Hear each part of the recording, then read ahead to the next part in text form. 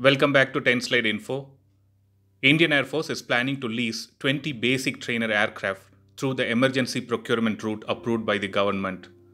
This is something which we all know, and even though the global participants are allowed to offer their products, it was made clear that the first preference would be given to the Indian offers.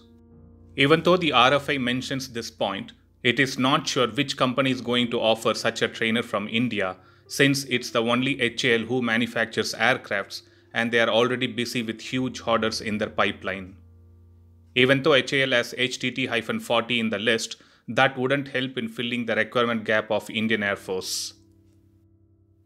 As per the different sources, the Indian Air Force seems to be more attracted with two trainer aircrafts from the global company, and they are the L-39NG, which is built by CZEC Aero, and T-50TH Golden Eagle trainer, which is built by Korea Aerospace Industries along with Lockheed Martin. I'll be giving a quick update on these two trainer aircrafts in best short form.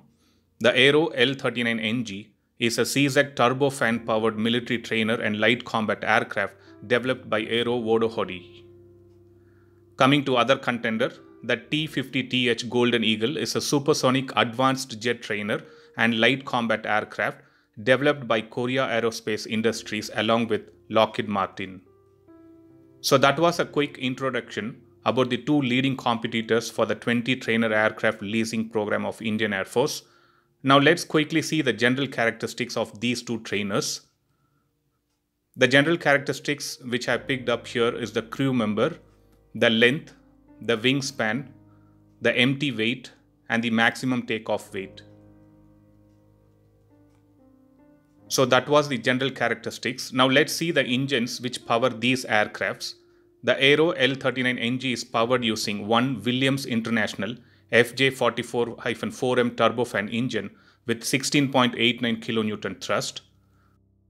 Coming to Korea Aerospace Industries T-50, these aircrafts are powered using one General Electric F404 afterburning turbofan engine which has 53.07 kN thrust dry and 78.7 kN thrust with afterburner. These engines are built under license by Samsung Techwin. So those were the details about the engines which power these aircrafts. Now let's go ahead with the performance parameters. The performance parameters which I picked up for comparison are maximum speed, the range, the service ceiling, and the rate of climb. Now coming to armaments, the Aero L-39NG has 5 external hard points and 2 wet hard points which can carry external fuel tanks. Coming to Korea Aerospace Industries T-50, these trainer aircrafts have 7 hard points, 4 under wing, 2 in the wingtip and 1 under the fuselage.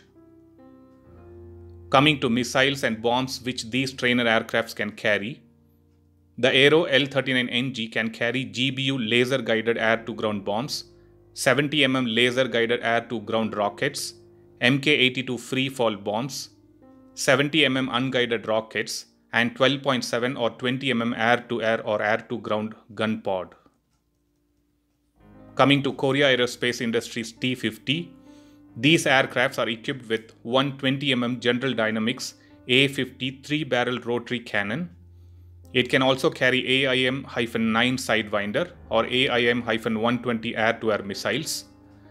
Along with this, it can also carry AGM-65 Maverick air-to-ground missiles and Mk-82 or Mk-83 GBU bombs. If we compare the above mentioned features and characteristics, I think Indian Air Force should go for leasing the Korea Aerospace Industries T-50 since it has many things which are better than the Aero L-39NG trainer aircraft. So let's expect Indian Air Force choose any one of these contenders and finalize the deal as soon as possible. Thanks for watching.